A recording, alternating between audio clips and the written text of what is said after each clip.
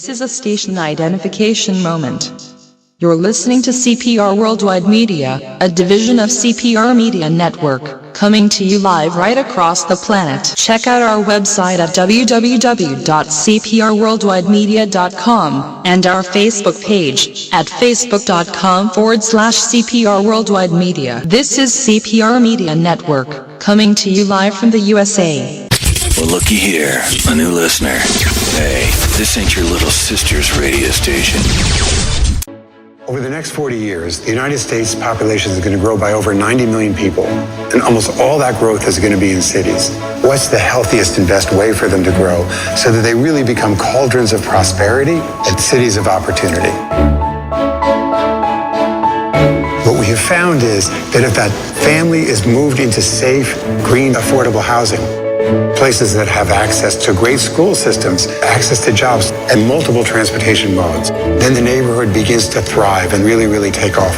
The oxygen of community redevelopment is financing. And all this rebuilding that happened could not have happened without organizations like Citi. One of the things that we really try to do is to collaborate with people like Jonathan Rose, who are really like-minded and really can also provide innovative solutions to social issues. And Citi has formed a partnership with our company so that we can take all the lessons from the revitalization of urban America to other cities. So we're now working in Chicago and in Washington, D.C., and Newark. It's branching off of Jonathan's expertise and the fact that he has done so many wonderful affordable housing projects, new development and rehabilitation work. And so we were really seeing that there was a need for his skill in areas even outside of New York. It's amazing how important safe, affordable housing is to the future of our society. You meet new people, they want to know what you do. And when you tell them your job is to invest in things like low-income housing and schools and healthcare, they're shocked and they're so surprised that a job like this exists in finance. They always say that they had no idea, and then they want to know how they can get a job like that.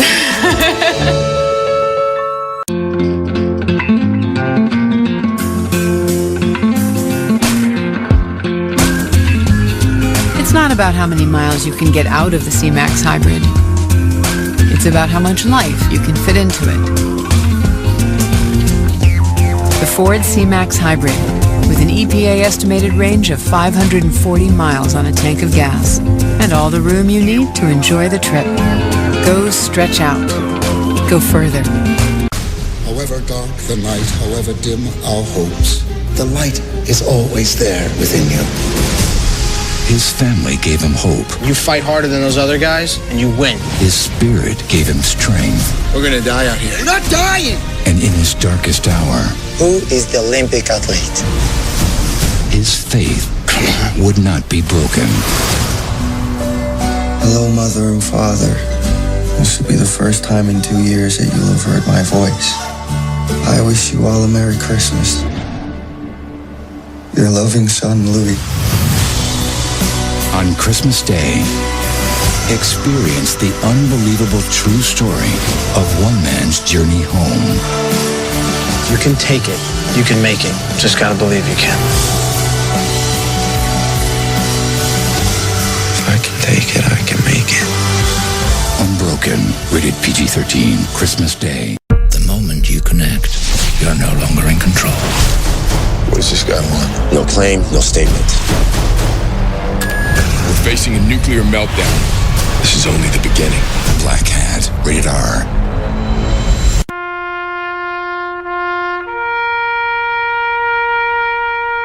Read something recently worth thinking about.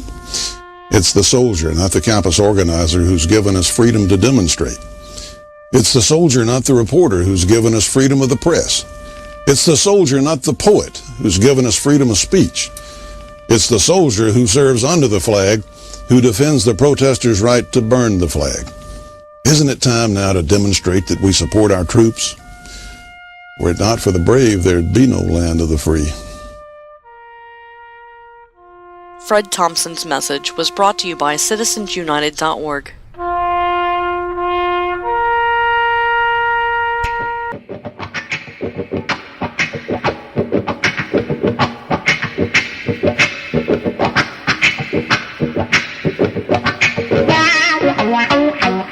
We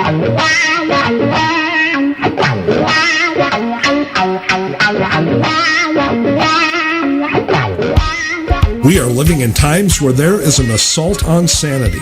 Political correctness has run amok and logic has been left by the wayside. Do you constantly ask yourself, WTF is going on in this nation? Do you sometimes feel like a stranger in your own country? Well, fear not.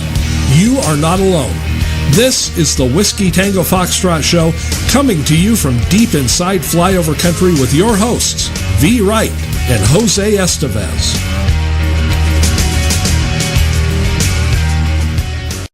Welcome, everybody. It's What the F Wednesday. I'm V. Wright. And I am Jose Estevez. Welcome to the show, folks. If this is your first time or if you've been with us all along, remember, we're always coming to you live Monday through Thursday, 7 p.m. to 9 p.m. Eastern.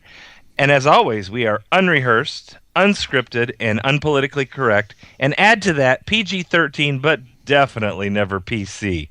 This is the Whiskey Tango Foxtrot radio show. Welcome, folks. Hi, V.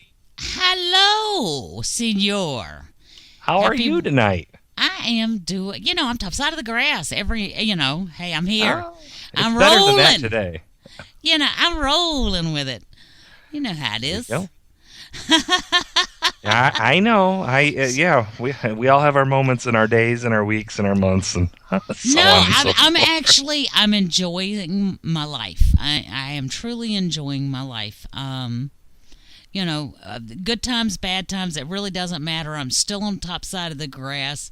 That's true. I've lived to fight another day. It's all good. That's a great perspective to have, and that's exactly correct. I agree with that. And I've had a great day today. I couldn't tell you a whole lot about it, because then I'd have to kill you. But wait, now I've just said that to the whole world. So I don't know if that can never bring me into court or not. But everybody out there, shh, be quiet. Be very, very quiet. As long as nothing happens to me, y'all keep your mouth shut. I was say, if anything happens to you, well, he said on that one show on January 21, 2015. Oh boy, and then I'm the primary suspect, and we've all seen how that works in TV. So, and I'll tell you what, I can't do any jail or prison time. Oh no. Well, we all see how jail and prison time goes. There ain't nobody in D.C. been to jail in 6 years. Yeah, but I'm not a politician, and I'm not in D.C., so it would not be a good thing. No. No. Well, hey, like you said, it's What the F Wednesday, our second one in a row that we've actually both been able to make it to and not have the holidays interfering with and stuff. And folks, if you want to join us tonight, we'd always love to have you with whatever you want to talk about. 313-462-0068. 313-462-0068 is the number, and you can get right on with us and talk to us live. Flood us with your calls. We want to hear your what the F's for the last whenever. Come on, folks. Seriously? Even just in the last 24 hours, you should have enough to do a couple-hour show like we're going to do tonight. I mean, seriously, really? Give us a call. Hey, you know what I really want you to give us a call on? What? Tell us what you thought of the Milk Chocolate Messiah's State of the Union last night. Give us a call. 313-462-0068. What's up? And I just want to throw a little teaser out there. A little bit later on in the show, we'll be talking about someone very high level in the Democrat Party who evidently, has heard of our program. So I'm just going to tease that right now. And just bear with us. We'll get to that as the show goes on. Well, you know what, senor? What? I could not stomach to listen to the Milk Chocolate Messiah last night, Comrade Caliph, President Pandemic, and all of his other so below me, bozo, whatever you want to call him, the big zero. I just couldn't stomach to listen to him talk last night. So I chose rather to just read the transcripts today. Well, I couldn't stomach reading the transcript, so I actually here's my confession, folks. I actually went to bed early after the show last night, and I did listen to it on the radio. And I'll tell you, well, I mean, I was doing stuff on social media, so I wasn't wholeheartedly focused on it. But all I heard, you know what it sounds like? It sounds like the Charlie Brown teacher. Wah, wah, wah, wah, wah, wah, wah, wah, wah. I mean, it's just, he's lying. If his lips are moving, he's lying. Well, the biggest and the part thing is, of you it, can hear everybody cheering and everybody clapping. And I know, as loud as some of it was, that the Republicans are clapping too. And some of the things he said, I was like, did he just say that? The Republicans are even clapping and applauding him? What the heck? Or what the F, as the case may be. Well, I had a what the F moment when I found out that the climate change is the biggest threat facing America. Oh, what the F? Goodness, that's what he said, folks. Can you believe this? No challenge, and he repeats himself. No challenge. So he says, no challenge poses a greater threat to future generations than climate change. Have we ever heard of ISIS? Have we heard of the Islamo-fascists? I can think of 10 to 12, 15 other things that are worse than climate change. Really? Wow. Hey, how about a greater threat to future generations than abortion or a woman's right to choose? Gee, how is that working for the 60 or 70 million that have already been murdered in their mother's wombs or out of their mother's wombs since 1973? I mean, how's that working? How many future generations has that affected? I mean, seriously. But he did say that, folks. And he quoted himself. He is the only person I have ever heard quote themselves. During a State the of level the of Union. narcissism is clean off the charts. I mean, well, you know what I'm talking about, don't don't you? He says, just over a decade ago, I gave a speech in Boston where I said there wasn't a liberal or a conservative America, a black or a white America, but a United States of America. He says, I still believe that we are one people. I still believe that together we can do great things, even when the odds are long. I believe this because over and over in my 6 years in office, I have seen America at its best. And you know what? That's probably the only thing he said that I agree with, because I have too. I have seen patriots come out in droves. That is America at its best. You had better believe it. Just like all the people that showed up over the weekend to those pro-Islamic rallies down there in Texas, one in Garland and one in Houston. I mean, those are Americans to me. These are the people. These are my people. These are the people I love. I mean, common people. I don't care what background you come from. I don't care what color you are. But that to me is just, those are Americans. That's what America is all about. Well, I tell you what. One of the things he said last night, I am sending this Congress a bold new plan to lower the cost of community college to zero. Except it's actually going to cost $60 billion or so, but who's counting? Oh, wow. And then I love when he calls people my fellow Americans, because there's a lie right there. He hates America. He hates real Americans. So, I mean, he lies right off at the top at the beginning of the sentence. He says, my fellow Americans, we are a strong, tight-knit family. Well, I don't know if what's going on in this country, and a lot of it is coming ostensibly right out of the White House, or at least with their tacit knowledge. This country is more divided than ever before, all according to plan, of course, with the help of George Soros and lots of other scumbags. He called us a tight-knit family. I can tell you this. I have disowned many a family member for a whole lot less than what he's done. Oh, yeah, you better believe that. There's a lot of people in my family that do not come to my house for less than what he has done. Well, here's another lie that he said. We can't put the security of families at risk by taking away their health insurance. Oh, wait, folks, unless you're part of those people that he said you could keep your doctor and keep your plan that couldn't, or those of you that simply can't afford your insurance anymore because it's gone up so high, the deductibles and the costs and stuff like that. So just all it was I don't know, but the kicker, oh my God, I thought my head was going to spin off like Linda Blair in The Exorcist. ISIS is on the run. Yeah, they're on the run to take over the whole Middle East. I mean, they've been emboldened and probably supported by upper levels of this regime. So yeah, they're on the run, all right. Not away from us, though. What I mean, if that's the JV team, what is our regime? I mean, are they the cheerleaders or something like that? In more ways than one. No, actually. They're in Little League Gymnastics. Little League Gymnastics. Yeah, Pee Wee. What is that? What is the one baseball they do? I think Oso Below Me would look good in a leotard. No, I really don't. What the F? What you just okay? See, there's certain images that you can't get out unless you use lava with pumice on your brain and on your eyeballs, and that's kind of one of them right there. Well, I mean, I'm giving you guys something to take with you from the show, a visual to take. With that is one that will keep on giving. There's no doubt about it. Obama and a junior leotard. Oh. Well, Rahm Emanuel was real involved in the regime in the first 4 years, and Rahm Emanuel supposedly was a dancer in Chicago or something like that. So who knows what they're all into?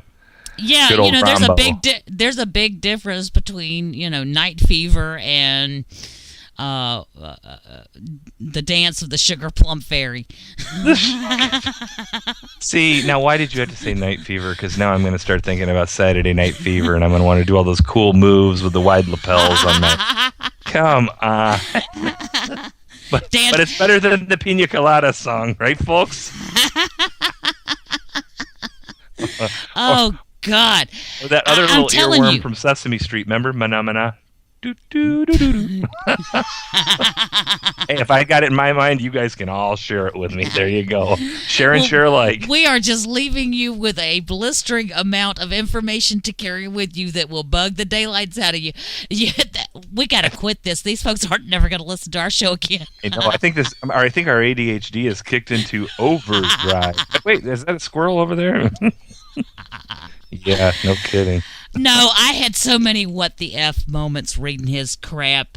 Oh, you know what really is like, I promise I will veto it when it comes to my desk. Well, I would really love for Republicans to stand up and say, you know what I promise?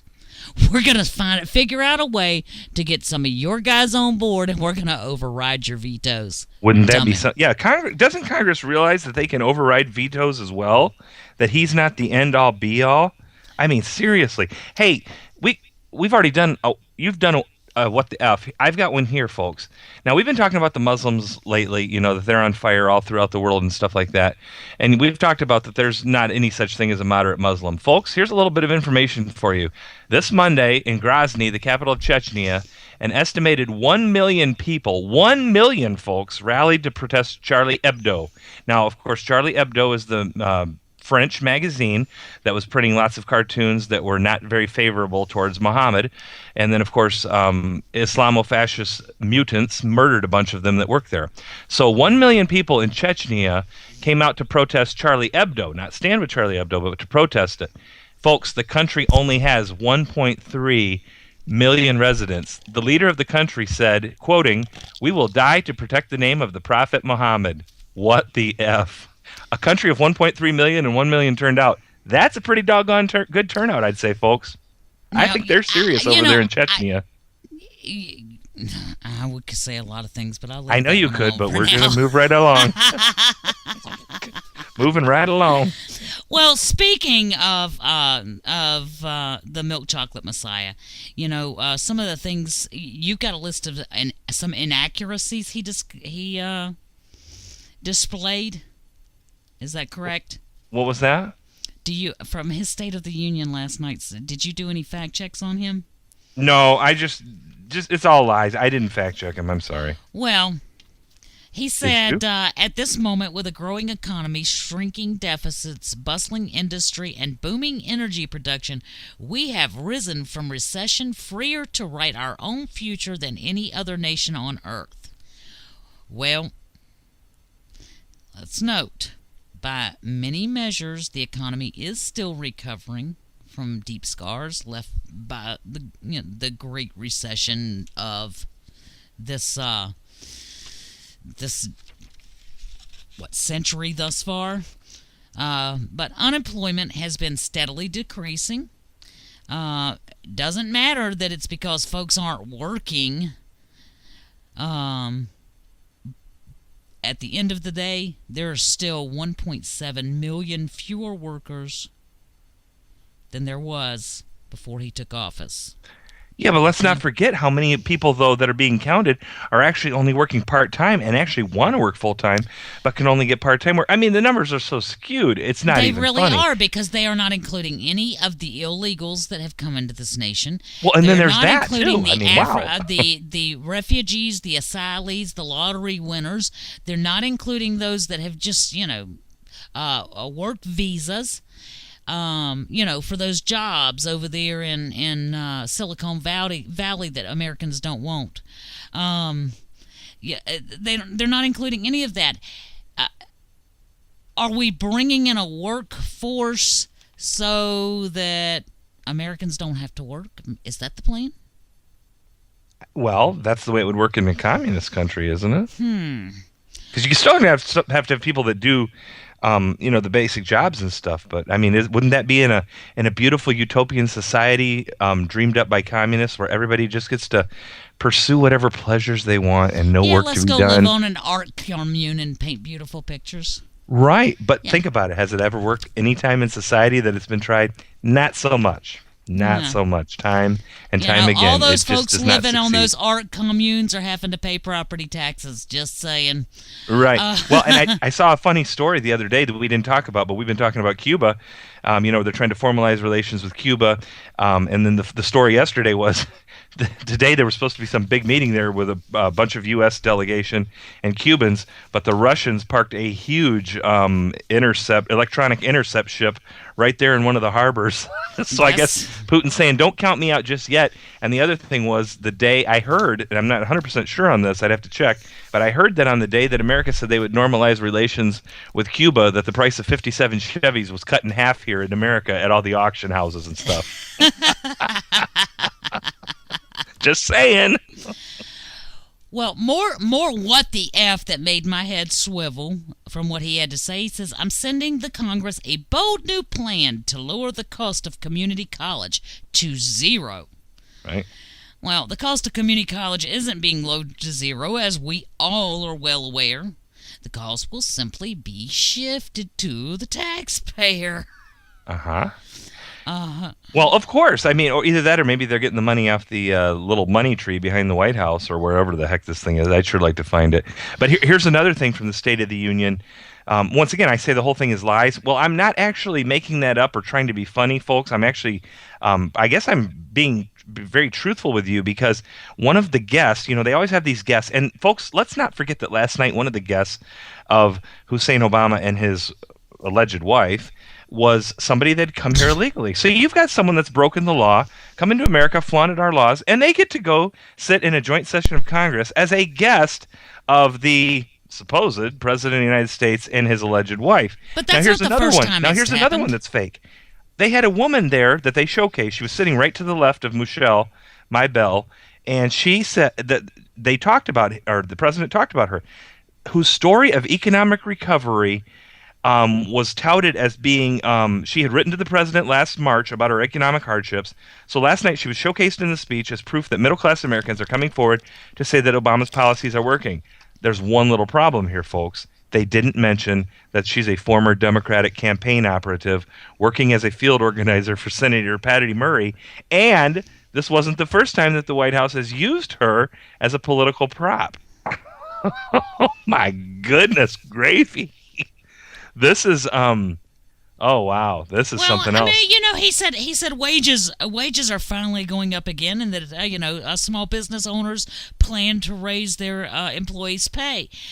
Part of that's true. They plan to. Nobody's doing it. Right.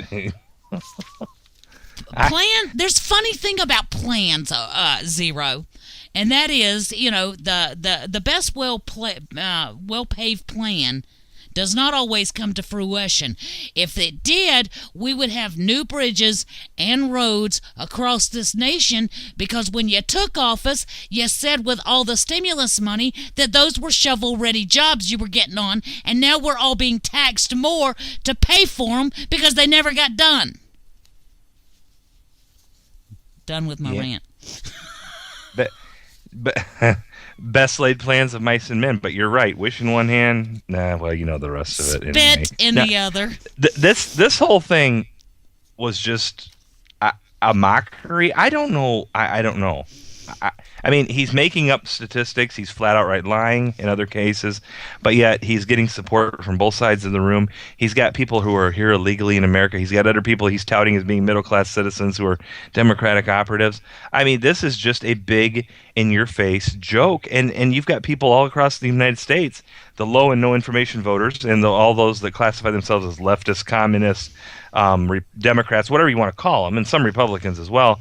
And they're just sitting there taking it hook, line, and sinker. I don't get it. I don't think the man could say it. I don't think he could say an honest thing if he wanted to. I really don't. Okay, I've got a real what the F off topic. I'm done with him. He makes me nauseous. You know what? You're right. Let's move on. Pass the State of the Union. Yeah, we're done with him. I mean, to focus on his policies and things like that, it doesn't make me quite as ill. It makes me angry.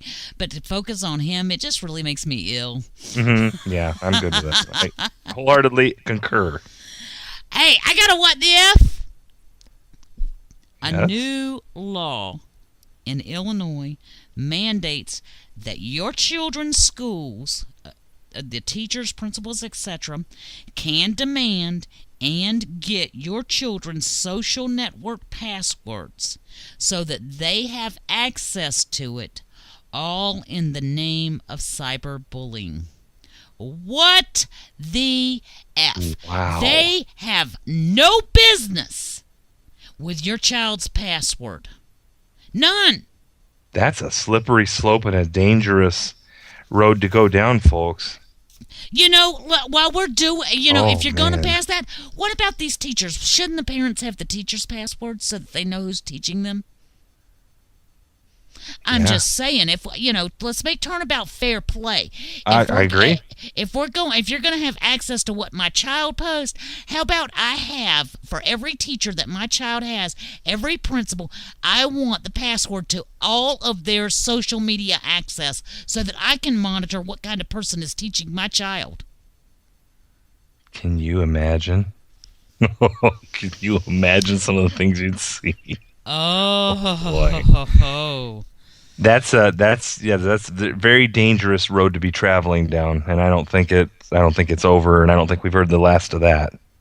They'll figure out some reason they need it. Well, they'll say it's for saying that prevent potential issues from happening. The Minority Report type thing. They'll figure out some reason, and they'll probably get it too, especially in some districts. Well, I'm sure that people will be more than glad to give it up. Those children that refuse, whose parents refuse, will be expelled from school. Wow. That's a dangerous road to go down right there. Bring it on. I'll just move to another state, put my child in private school. Doesn't matter to me. I don't care. No, I think that's the answer anyway. Or homeschool, private school, homeschool, things like that. That's where you take their power away from them. Folks, more and more public education systems. I mean, you've got K-12.com. You've got other places that are allowing you a public school education at no cost for your children if one of you parents can afford to stay home with your children. If you are on welfare, there is absolutely no reason that your children are not studying at the dining room table in their pajamas in the morning. Hear, hear. Hear, hear. That's nail head right there. I mean, no reason whatsoever. If you're a parent and there is any way feasible that you can afford for one parent to stay home in a working environment, please, by all means, one parent stay home and homeschool your children. My sister-in-law did it. It took about 4 hours a day. She would get them up, have them breakfast. They would do their schoolwork on the computers in the dining room. That's where she had them set up. And basically, they are teaching them via the internet. They just don't have to go into the school environment. Right. It is concluded in 3 to 4 hours.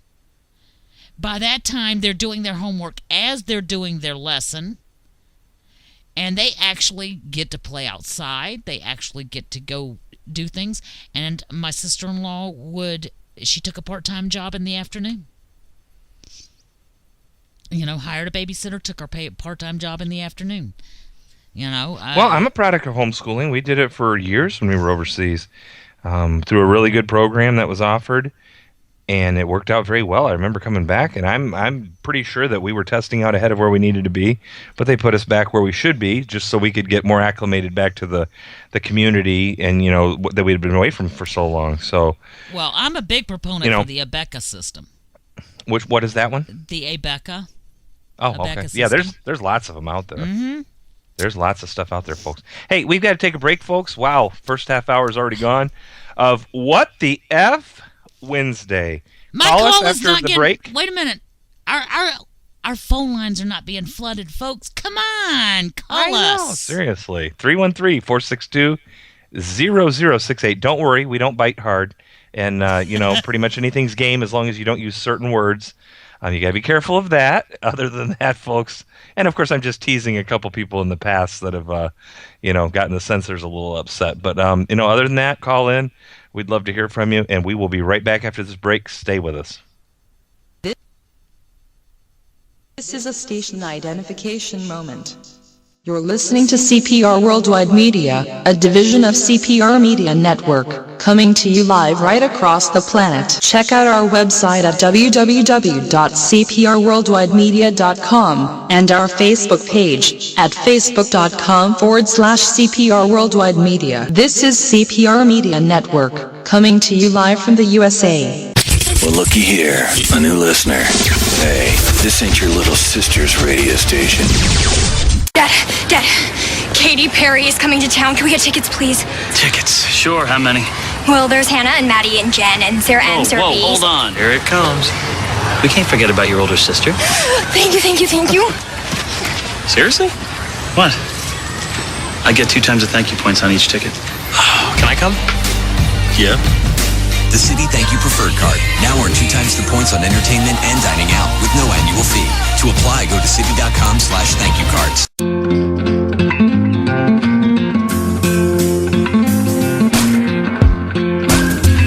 The design of the Ford Escape is clearly intended to grab your eye. Oh, and your foot. Huh, ain't that a kick? The Ford Escape with the foot-activated liftgate. Go open up something interesting. Go further. However dark the night, however dim our hopes, the light is always there within you. His family gave him hope. You fight harder than those other guys, and you win. His spirit gave him strength. We're gonna die out here. We're not dying! And in his darkest hour, Who is the Olympic athlete? his faith would not be broken. Hello, Mother and Father. This will be the first time in 2 years that you'll have heard my voice. I wish you all a Merry Christmas. Your loving son, Louis. On Christmas Day, experience the unbelievable true story of one man's journey home. You can take it. You can make it. Just gotta believe you can. If I can take it, I can make it. Unbroken, rated PG-13, Christmas Day. The moment you connect, you're no longer in control. What does this guy want? No claim, no statement. We're facing a nuclear meltdown. This is only the beginning. Black Hat, rated R.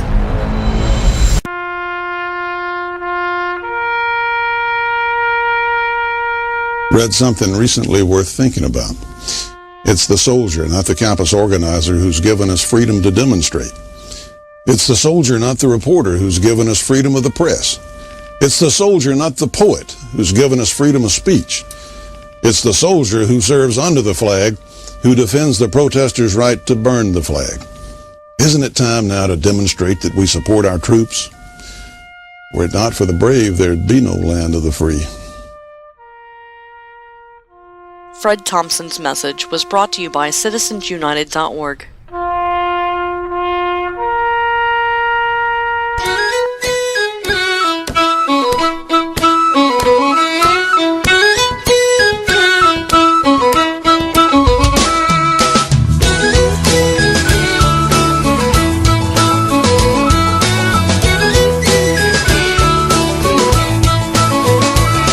We get up each morning and greet our new day. We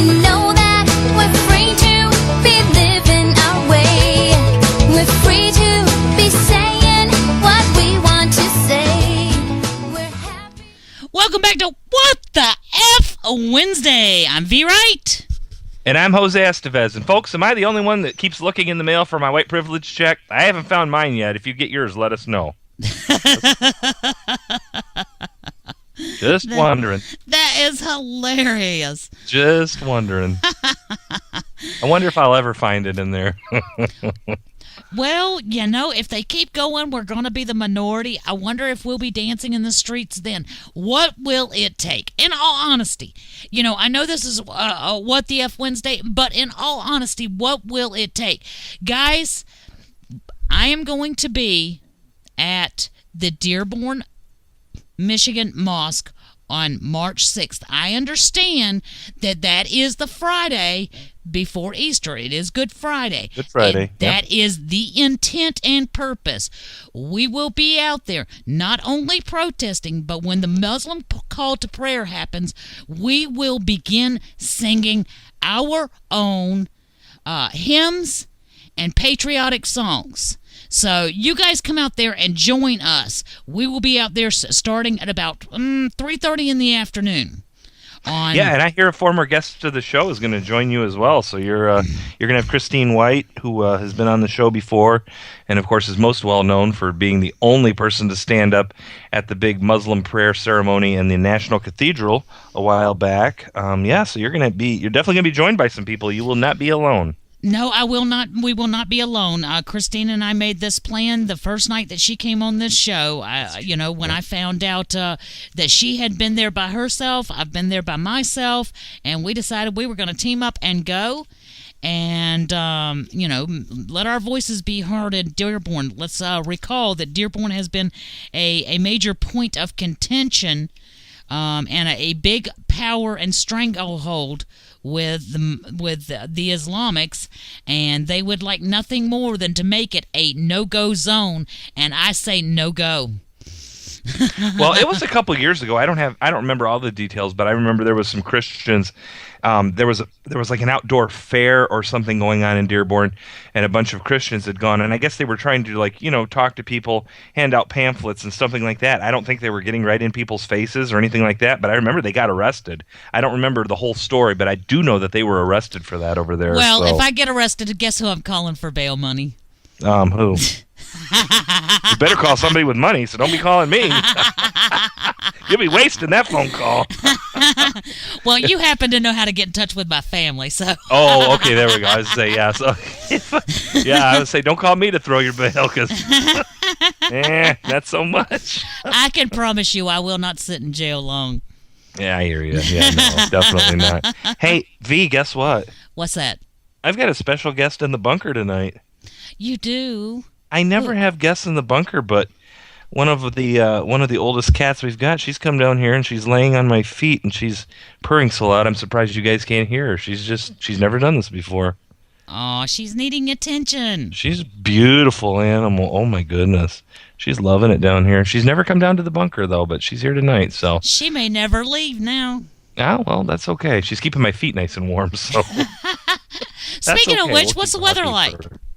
It's continued crappy. Continued crappy. It's actually right around freezing, so it's not horrible. Last year we had many days where we were below zero, the actual temperature readings, not the wind chill. 20, 30 degrees below zero. And so it's right around freezing, so that actually feels kind of like it's spring almost. and an inch or two of snow, but what's an inch or two of snow among friends?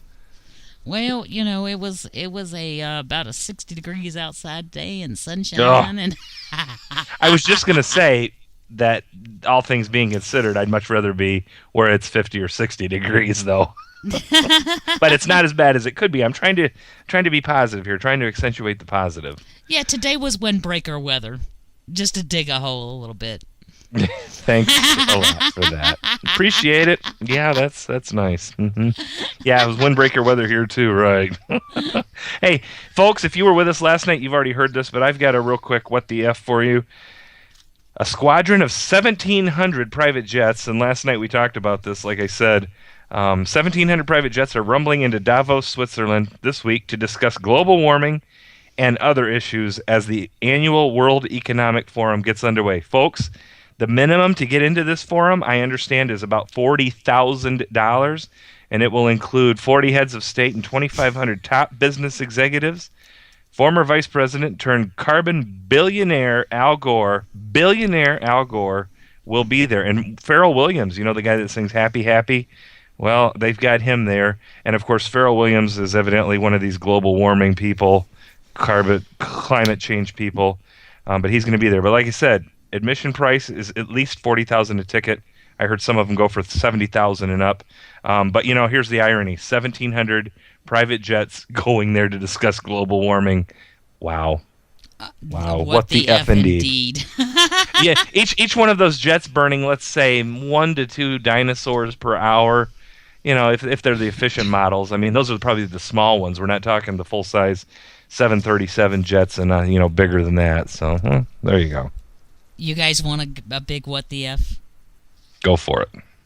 The Obama administration wrote a check today. Well, actually delivered a suitcase of cash in the amount of $490 million to Iran. Wow. This is the third such briefcase since December 10th. And there will be 7 more of these briefcases between now and June 22nd, bringing the total to $11.9 billion with a B dollars to Iran. And for what? What are we paying them for? To stay in talks. Unbelievable. Now that sounds like blackmail.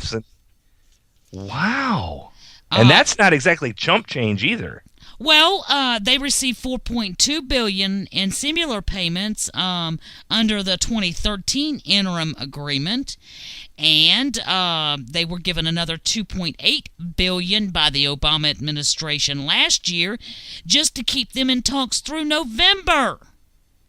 So in the last year and a half, we have given them, $19 billion just to stay and chat. Somebody needs to do a little bit more searching into this. I mean, we know. I mean, I would instantly say, why? I'm instantly asking, why are we doing it? But I also know there's a couple of facts. There's facts that are very clear. Iran, huge enemy of Israel, would like nothing better than to wipe Israel off the earth. They've said that with their own mouths, so this isn't me rumor or conjecture or anything like that. And of course, we know that our Hussein Obama and everybody in the regime are not real big fans of Israel. Is that one of the reasons? What are the other reasons? We know Iran's trying to get nuclear bombs. No. I'm not even going that route. What I'm going is how better to fund them, because anybody else, any other country would say, I'm not being blackmailed. You want to walk away, walk away. We'll enter sanctions. We'll make your life miserable. No other country out there would continue. Not checks, not promises of funding, cash money, dollars. And where is the incentive? I'm going to tell you, this is not going to be the last of it when this $11.9 billion is paid in December. What's going to happen? Oh, about 2 to 3 days. Talks are going to break down. It's going to have to be extended. This is in my opinion, nothing more than a backdoor way to fund Iran. Isn't that something? And let's not even think about. Let's not even take into consideration right now. We got warships sitting over there, wanting to pick up any of our embassy people or anything else over in Yemen, because that president is being attacked, and that country is being attacked by who? Iranian-backed militants. Using what? Hezbollah, right? Yeah, using what? The money we're giving them for staying in negotiations. Talk about backdoor deals. I don't even buy it. There's nothing more going on, and why more people are not screaming at the top of their lungs saying, wait a doggone minute, stop funding our enemies. We're not sending money to Afghanistan. We're not sending money to Syria. We're not sending it to Liberia. We're not sending it to Palestine. We're not sending a doggone dime. They get enough in gas money. And that's my rant. Well, that's a good rant. And that's also despicable what this regime is doing, furthering these Islamo-fascists throughout the globe like that. The worst of the worst. Iran, of all things. Come on, people. We are paying for our own doggone enemies, and it ticks me off so bad. And it's all this administration and the cowards in D.C. who are saying and doing nothing. Well, you can say what you want about W. Bush, and we've certainly, I'm not a huge fan of his. He did some things okay. He did some things totally not okay, but he was right in naming Iran as part of the axis of evil. And now, a mere, 6-8 years later, now we're giving them all this money, and we're facilitating stuff that they're doing towards, and I'm sure it's going towards helping them get a nuclear bomb. Well, it's ultimately. Let me tell you, you don't give somebody that kind of money just to sit down and stay in talks. Who does that? Who does that?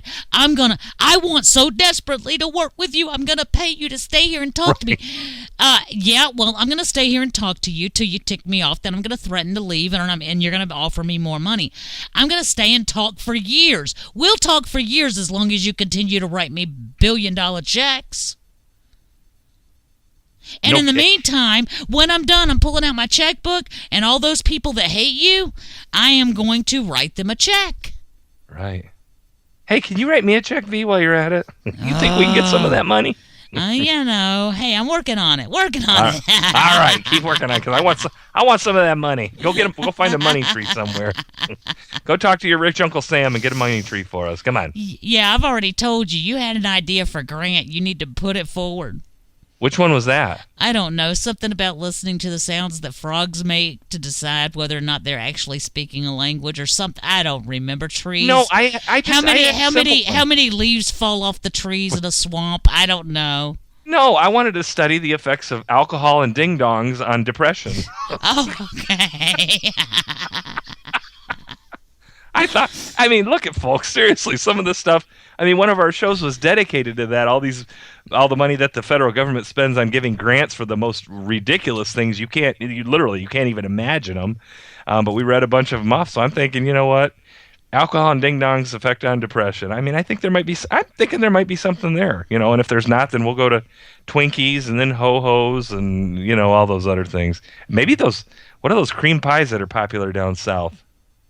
Moon pies. Moon pies. There we go. We might have to move into moon pies. Funyuns? Who knows? I like Funyuns. Funyuns. Gotta have Funyuns in there. And we like our pecan pies. And they are not pecan pies, folks. I think you schooled me one night on pecan pie versus pecan pie. Yes, I get it. I shall never forget again. I solemnly swear. I'm good. I think when you were coming back from your road trip to Tennessee, I asked you if you had your pecan with you, didn't I? No, I'm able to stop once in a while. Not necessary. Okay, moving right along. Senor! What yes. the F? There is such a gag order on mainstream media. It is absolutely unbelievable. You better. Well, and they go right along with it, though. It's not fight them if they didn't want to.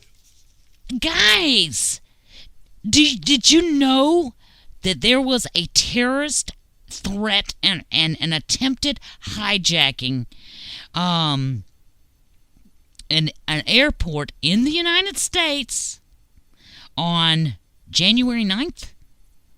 No lie. I almost fell over when I saw this. And I don't know how I missed it a few days ago when it did come out. But, a Muslim man who dressed up like a woman in a burqa had 2 knives strapped to his legs and tried to board an airplane and hijack it right in the center of the good old USA. Have you heard about that in mainstream news or cable news? Funny.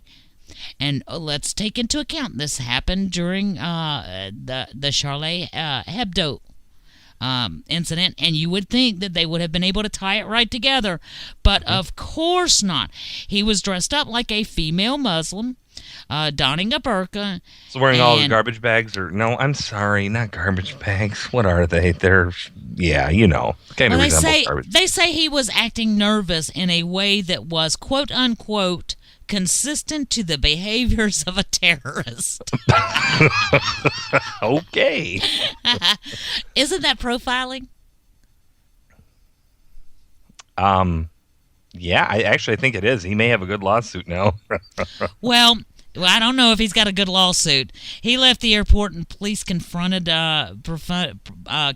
him, and it was only then that he went on the attack with the police officers, and they shot him dead.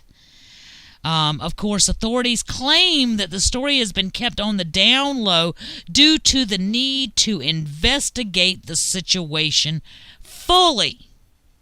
Is that not insane? And for all of you guys who are wondering where in the middle of America this happened, Ohio at Port Columbus International Airport.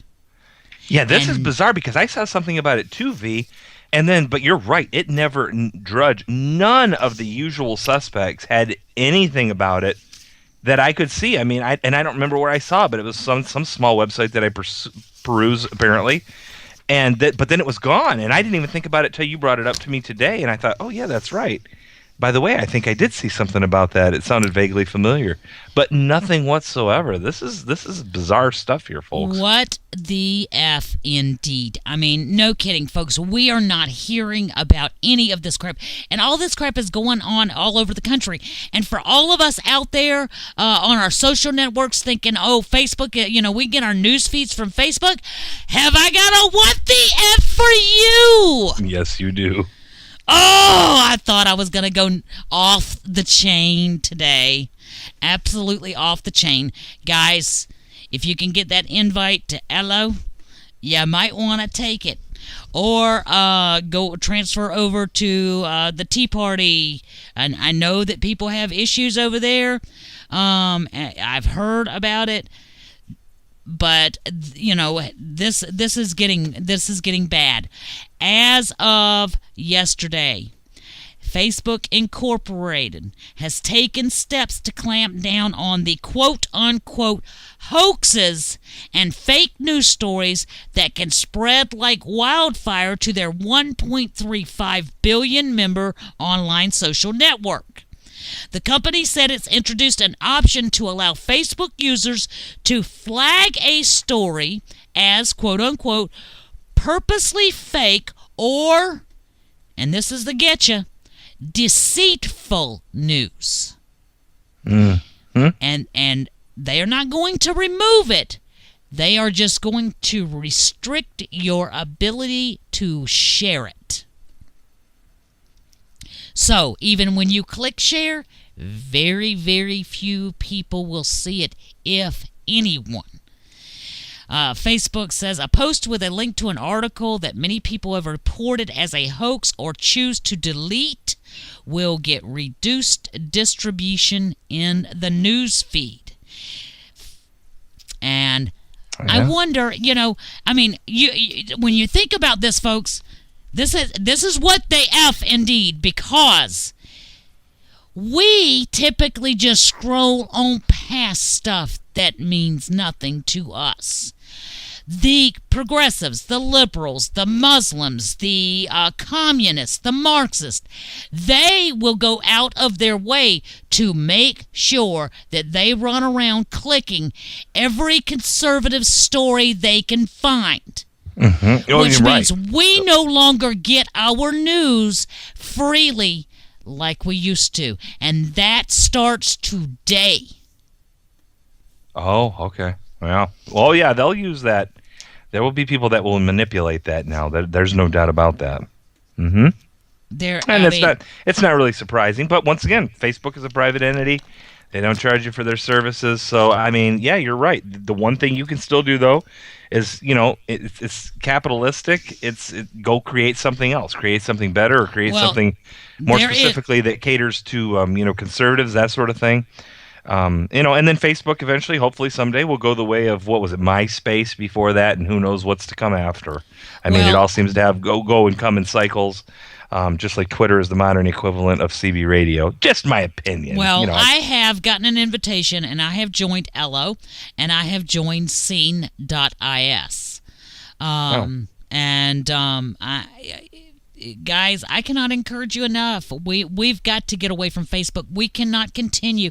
They are making their millions off the advertisements targeted at us. If we are not spending our money and we're not seeing the advertisement, we're not here. You think all those folks on welfare and all those little liberal wannabes are out here spending their money? No, they're not. They're too busy crying in somebody's soup. Yeah, isn't that something? Freaking real. And here's a quick one for you, V. Here's one that's a little bit more funny. Now, this was in the Tampa Bay area, and it says it was in Brandon. So, a man shopping for coffee creamer at a Walmart was attacked by a vigilante for carrying a gun he was legally permitted to have on January 20th. So this happened yesterday. So a guy goes into a Walmart, and the guy is 62 years old. He's a lawful handgun permit owner, concealed carry permit, so he can do this, right? He's 62 years old. He's getting his gun from the car, and he's putting it on his hip underneath his coat. As he enters the store, a label for the coffee creamer in his pocket in case he forgot the brand, another guy, 43-year-old Michael Foster of Lithia, tackled him to the ground, this 62-year-old guy, and places him in a chokehold and starts screaming at everybody he's got a gun. Well, Daniels, the guy that's been tackled now, the lawfully carrying, concealed, says, I have a permit. The men struggled and were separated after law enforcement arrived on the scene. Now, the wannabe do-gooder vigilante was arrested and charged with battery. Now, what the F indeed? Yay! I am thrilled to hear that. Now, the sheriff's office down there is saying, and good for them too, the sheriff's office recommends that vigilante-inclined citizens refrain from taking matters into their own hands, especially when an incident is gun-related. Call 911 or alert security. They added, you better make sure there's a good reason, otherwise you might be confronting a guy that is legally permitted to carry a gun. The guy is lucky he didn't get shot. I mean, seriously, you're attacking some guy that's legally carrying a gun and putting him in a chokehold. I mean, yeah, you're lucky that you just got arrested and charged with battery. I mean, seriously. Be careful out there, folks. Be careful out there. Going after somebody with a gun is not a smart move. I'm just saying. No. And the good point is, like the sheriff's department says, and God bless them for saying it, there are a lot of people nowadays that are legally carrying concealed. I mean, some do the open carry. I've been known to do open carry occasionally, but most of the time concealed. And yeah, you better be doggone careful about it because, like I said, next thing you know, you end up with a double tap to the chest or something. I'm not joking about it. This is serious stuff. So anyway, that's an interesting story. I'm gonna tell you, if I ever point my gun and pull the trigger at somebody, it's not a double tap. It's emptying my magazine. I'm telling you, because you're in fear of your life. That's it. I am not stopping until it goes click click. And then knowing you'll be dropping the one magazine and grabbing another one, and I wasn't gonna say all that, but well, I'm I'm guessing. But that also depends on I'm gonna leave that one alone. Okay, yeah, we'll just be moving on. Hey, and real quick before we go to break here at the top of the hour, a listener just sent me a message. WTF moment of the week. Trayvon Martin's mother spoke at a local university for MLK Day. Boy, isn't that special? Just the kind of person you'd want representing your university on Martin Luther King Day. Trayvon Martin's mother. Wow. Such a good parent that she was. Wow. Apparently her 15 minutes of fame are not quite yet done, but hopefully soon. Yeah. Folks, we got to take a break. Top of the hour. Call us when we come back with your moments of the week or whatever you want to talk about. 313-462 0068, and we will be right back. This is a station identification moment. You're listening to CPR Worldwide Media, a division of CPR Media Network, coming to you live right across the planet. Check out our website at www.cprworldwidemedia.com and our Facebook page at facebook.com/CPR Worldwide Media. This is CPR Media Network, coming to you live from the USA. Well, looky here, a new listener. Hey, this ain't your little sister's radio station. Over the next 40 years, the United States population is going to grow by over 90 million people, and almost all that growth is going to be in cities. What's the healthiest and best way for them to grow so that they really become cauldrons of prosperity and cities of opportunity? What we have found is that if that family is moved into safe, green, affordable housing, places that have access to great school systems, access to jobs, and multiple transportation modes, then the neighborhood begins to thrive and really take off. The oxygen of community redevelopment is financing. And all this rebuilding that happened could not have happened without organizations like Citi. One of the things that we really try to do is to collaborate with people like Jonathan Rose, who are really like-minded and really can also provide innovative solutions to social issues. And Citi has formed a partnership with our company so that we can take all the lessons from the revitalization of urban America to other cities. So we're now working in Chicago and in Washington, D.C., and Newark. It's branching off of Jonathan's expertise and the fact that he has done so many wonderful affordable housing projects, new development and rehabilitation work. And so we were really seeing that there was a need for his skill in areas even outside of New York. It's amazing how important safe, affordable housing is to the future of our society. You meet new people, they want to know what you do. And when you tell them your job is to invest in things like low-income housing and schools and healthcare, they're shocked and they're so surprised that a job like this exists in finance. They always say that they had no idea, and then they want to know how they can get a job like that.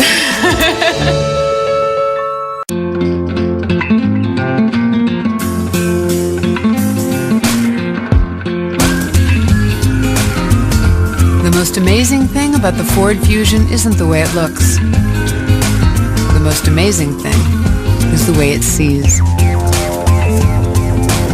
With blind spot technology, a lane keeping system, and a standard rear view camera, the Fusion is ready for whatever comes your way. Go prepared. Go further. However dark the night, however dim our hopes, the light is always there within you. His family gave him hope. You fight harder than those other guys, and you win. His spirit gave him strength. We're gonna die out here. We're not dying! And in his darkest hour, Who is the Olympic athlete?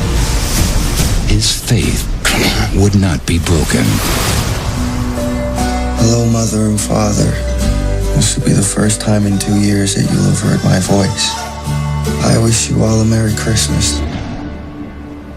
Your loving son, Louis. On Christmas Day, experience the unbelievable true story of one man's journey home. You can take it. You can make it. Just gotta believe you can. If I can take it, I can make it. Unbroken, rated PG-13, Christmas Day. The moment you connect, you're no longer in control. What does this guy want? No claim, no statement. We're facing a nuclear meltdown. This is only the beginning. Black Hat, rated R.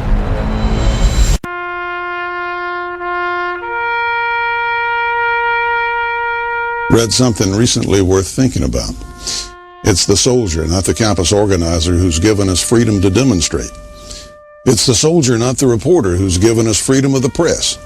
It's the soldier, not the poet, who's given us freedom of speech. It's the soldier who serves under the flag, who defends the protesters' right to burn the flag. Isn't it time now to demonstrate that we support our troops? Were it not for the brave, there'd be no land of the free.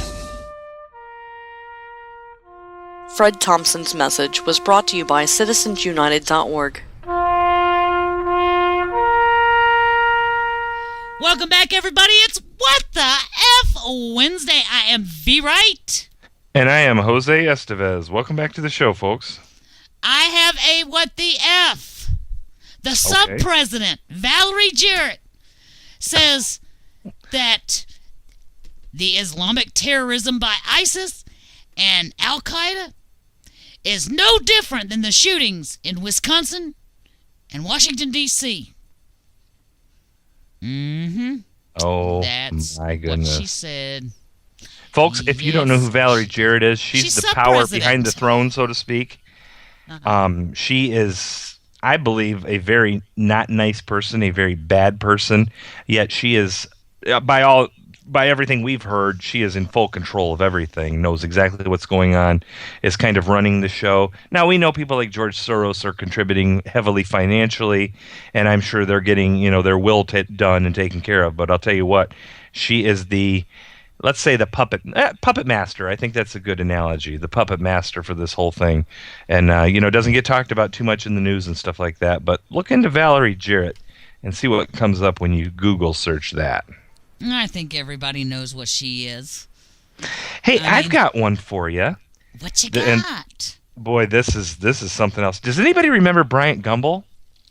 Anybody? Yeah. Okay.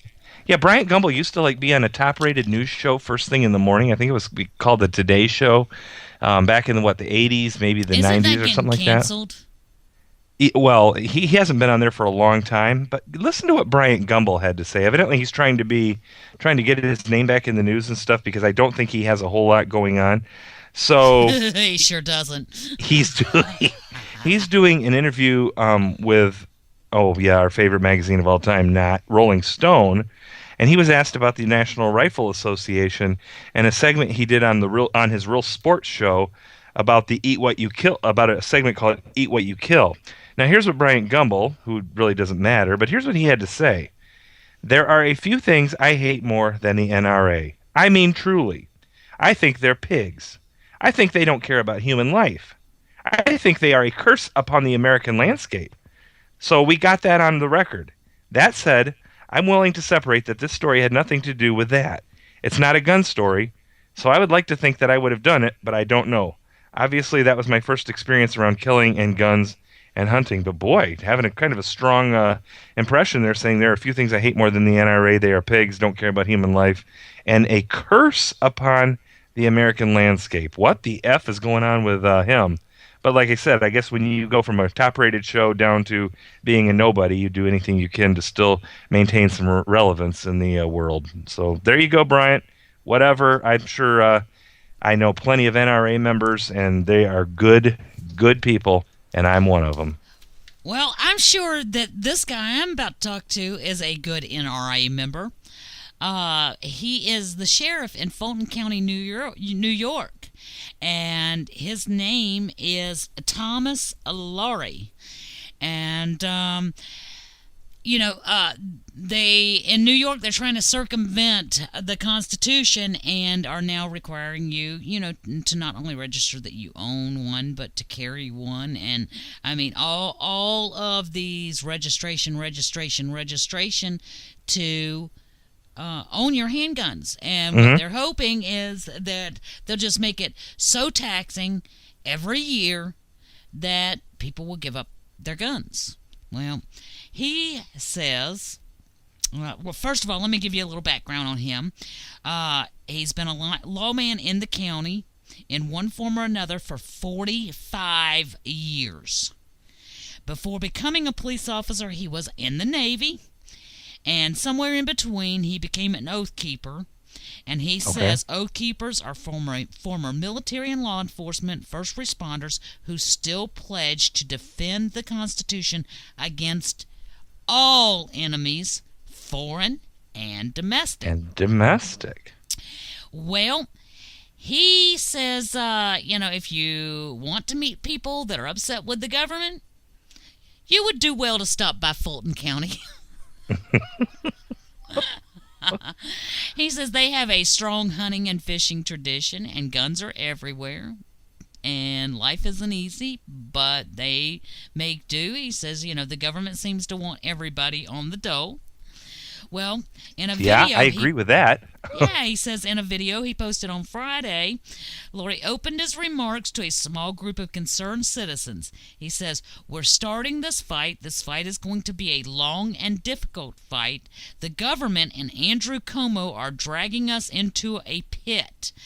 These are the folks," President attendees addressed, "that are going to drag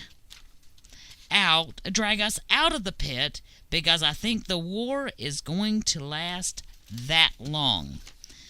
So he's ready to nail it. Now, I've yet to tell you what he's ready to nail it on, and that's fine. He says, "One of the things I want to talk about is the renewal of pistol permits. There is a lot of scuttlebutt going around about it, and I want to set the record straight.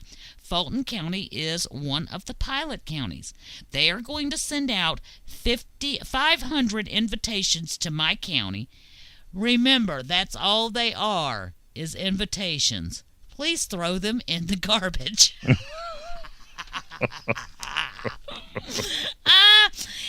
He says, "Don't do it. Let's have everybody's permit expire the same day and let them see what they're going to do with it." Way to go, Sheriff Laurie. Hey, yeah, you know what? People don't realize how much power that sheriffs have under the Constitution in their respective counties. They are the ultimate power. They are, and people don't realize that. Even over federal, state, doesn't matter. They override everyone. And that's why if we can get good solid constitutional sheriffs in positions of authority, in these counties across the United States, that's a big help against tyranny, a good firewall against tyranny if you get good people. Alternatively, if you don't, it could be a big issue too, because sheriffs have so much power within their counties, and that goes back, I think, to back in England when they were called the Shire Reeve. And so the more we get that are solid constitutionalists, the better off we are, because they do have a lot of power in their respective jurisdictions. Well, they do have the ultimate power. People don't realize it. Your county sheriff has the ultimate power over both federal and state government. Law enforcement. They are the ultimate deciding points. That is why you have had so many police departments want to merge city and county together, and then have a city police commissioner. Right. Is to kind of circumvent that. And a lot of places have not allowed that to occur. Yeah, that's true. Yeah, and I think another thing we see too, and I don't know what it means, I just see in a lot of jurisdictions in this area, is that they're going from not just a police service, but they're joint police and fire, and they call it public safety. So you eliminate your firefighters, and then your policemen do double duty, or they cross over, however that works. But nonetheless, you don't have a separate police force and a separate firefighters. They join together, and they do both of them together, usually under calling it public safety. Well, exactly. I'm not sure what the reason for that is. If it's cost savings, what the benefits may be to that. But I see that more and more. It seems like. Well, guys, if you have a WTF or any topic in general, you want to talk about the State of the Union last night, give us a ring, 313-462-0068. We want to hear from you. Yes, we do. Come on, folks, talk to us. Let us know that you're out there. Well, we know you're out there. We have our ways of knowing. But yeah, call us. Did that sound ominous enough? We're not the NSA though. I'm not prying in on your phone calls. No, we're not doing that. We're not inserting. I'm we not don't have your track of your IP addresses or anything like that. And the NSA isn't helping us. They're probably listening to us, but they don't like us. I'm pretty sure. But I've got my own private NSA, my own personal NSA person. His name is Biff. And I just want to say hi to Biff occasionally, let him know that I'm thinking about him, and just keep on doing the good job. I can hear you listening in occasionally, and hopefully maybe you're learning something while you're at it. Maybe even getting a good laugh or something. Well, I know that they, somebody likes to hear what I have to say every now and again. And you're going to be talking about some things where we were mentioned by some important folks not too long ago. Yeah, that's coming up, folks. We're still teasing it. We're still teasing that one out at 1/4 past the hour. Here's a continued WTF for the week. What the F? Okay. Is the Obama White House holding Bergdahl report hostage? I don't know. Is the Pope Catholic? Well, actually, we don't know that either. He's not talking. He's more not communist talking or socialist than yeah. Catholic at this point. He is not speaking like a Catholic, is he? Oh, good gracious! I mean, I have. This Bergdahl report was done on October 9, folks, and we've talked about this just recently again. No, they're still not releasing. Done They're still not before releasing the doggone thing. It was done before then. You remember 2 days before the election, we talked about that it was due for a release, and they weren't going to release it until they were concluding it, and it would be released after the election. It was done then. It just wasn't typed up, they claimed. We all know it was. It wasn't released then. Then it was going to be, oh, well, we're going to release it after the elections. Then after the elections, it has to be reviewed. So I mean, and now they're hoping everybody will forget about it. Well, and don't forget, folks, he was gone for 5 years, and I maintain that I refer to him as American Taliban Bo Al Bergdahl because he came back after 5 years with his head still attached to his shoulders. That tells me all I need to know. And here's what else you need to know, too. White House National Security liar Susan Rice, who I refer to as a human Teddy Ruxpin doll. You know, you just put a little tape in her and she'll say whatever it says. Also of Benghazi video lie fame. Was sent to the talk shows to say that he served with honor and distinction and is deserving of his back pay, which is a significant amount of money. They said he should have been promoted to a sergeant over the time he was gone, and it'd be like, I think $300,000 some odd dollars was the figure that I remember. It's not in this article from Investors Business Daily. But what we do know is that the uncontestable truth is that Bergdahl walked away from his wartime post, leaving his weapon and gear behind. He was not likely out for a walk to relieve stress or clear his head. And don't forget, folks, we released several major Taliban chiefs back from, Cuba, Guantanamo Bay, Cuba, Gitmo, and they were released back to the war zone in Afghanistan for him. And also there was a talk of a lot of money having changed hands as well. And don't forget the 6 soldiers that died in operations looking for him because they thought he might have, initially they thought he might have been kidnapped or something like that. So, but once again, here's an article saying they're just not sure when this is going to be released. Nobody is saying a thing about this. It is very hush-hush. Wow. What the F indeed. Exactly. I mean, and they have absolutely no intentions of letting this information, come to light as best as they can. I mean, they want to keep that out of the limelight as much as they possibly can. They do not want the American public to know the truth about this situation. They, conceal, deny, and lie. That's what this administration does best. That's very well said. What did you say? Conceal, deny, and lie? That's it. Mm-hmm. There you go. Write those down, folks. You heard it tonight. That is exactly correct. Conceal, deny, and lie. And let's face it, they lie, and they lie, and they lie. Well, I was really proud of Gohmert today. Okay. Louis Gohmert? That would be correct. He stood on the floor and said Petraeus is being blackmailed. Mm. He made it very clear that he has information about Benghazi, Fast and Furious, and all of these other incidences that have occurred that would bring down the administration, and the administration has used the affair that Petraeus had with his co-worker who also had equal national security clearance of this leak. They've held that over his head, and now they're saying that they're going to prosecute him, yet no paperwork's been filed, which is another form of, if you open your mouth, we're going to drop the hammer on you. And Gohmert tore in after it today. He concluded by pointing out, quote unquote, the devious nature of this administration.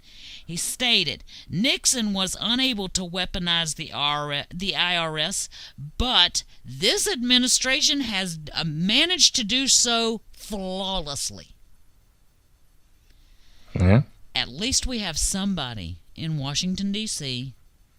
who is actually awake, aware, paying attention, and even though it is difficult to get their information, they are managing to get it out there every little bit that they can. Way to go, Mr. Gomer. Right. We should give credit when credit's due. Definitely. Hey, this just in from a listener, V. And this is, I don't know, this is not a what the F, but this is a funny one. And since we didn't watch the show, I can't say for sure. But this is, well, not only a former listener, this was a guest on our show as well, now that I think about it. His short little message on social media was, Boehner looked orange last night. Way orange. Hashtag Orange Lives Matter. That's funny. That is hilarious. That's funny. That is hilarious. I don't. Boehner. Wow. What a joke. Oh, gosh. Oh, the drunken orange. The drunken. What did you? No, you called him the weeping orange. Weeping carrot. The weeping carrot. Oh, weeping carrot. There. Yeah, I don't want to get those wrong though. Weeping carrot, drunken orange. Oh, he almost became, what kind of fruit? What is it? What is that drink where you just take the fruit and let it ferment a little bit and it turns to alcohol? What is that? Hooch? Trash can punch? Oh, no, hooch. He almost became hooch by the guy that wanted to kill him. Oh, that's right. Yeah, folks, don't forget that story from a week or two ago when there was evidently a plot by his bartender to kill him by poisoning his drink. I mean, what a better way to get John Boehner than to poison his drink. Wow. It just writes itself. All we have to do is just put it together and send it out to you guys with a kiss. Oh, that's it. Hey, here's one, and this is really not a what the F either, but this is, we're just going through news stories and stuff too. Now, here is some good news, if you ask me, and I'm very interested how this is going to play out, because a month or two ago, we were talking about all the sanctions that the United States has imposed on Russia, and part of that was banning imports of the Kalashnikov assault rifle, better known as the AK-47, which has been around since, 1947, in some iteration or not, produced in most of the third world countries in the world at some point or another. Now, soon to be made in the USA. This is from CNN Money. An American gun company has found a way around the anti-Russia sanctions that have banned imports of the Kalashnikov. Make them here in the United States. The gun will be made by American company RWC, which is the official importer and distributor of Kalashnikov AK-47s. And this company, of course, had to stop importing the guns after the U.S. imposed sanctions. And I looked it up, and apparently the AK-47 design is public domain right now, which means I guess anybody can copy it and you're not, violating any sort of rules or anything like that. And I think this is a great thing. I don't know, hopefully they won't be a lot more expensive, and hopefully they'll maintain some of the flavor of the original, because I think part of the draw of the original for a lot of us is kind of their loose tolerances and stuff like that made them, able to work after they've been submerged in mud, run over by vehicles, whereas AR-15s and those type of things are a little bit more finicky. So this will be interesting to see, but they said that they will start producing them here in the United States of America. Now, I wonder if they're going to get tied up in Operation Choke Point, or if the new committee that we discussed yesterday is actually going to shut that program down. I wonder too. Yeah, this is interesting. Now, the SHOT Show is going on out in Vegas, and is that in Vegas? It is indeed. Yep, in Vegas. So they say that they're going to be able to do it. They said that there will be a new factory that will make the first AK-47s in the United States, and they'll start manufacturing in the second quarter of this year. And they will manufacture AK-47s and shotguns under the Kalashnikov brand. And I don't know if folks are familiar with the Saiga shotguns. I think that's how you say it, S-A-I-G-A, coming out of Russia. A lot of 12 gauges, and I mean they're coming with high-capacity drum magazines, and I mean these are 12-gauge shotguns, but they are very heavy-duty. Sweet.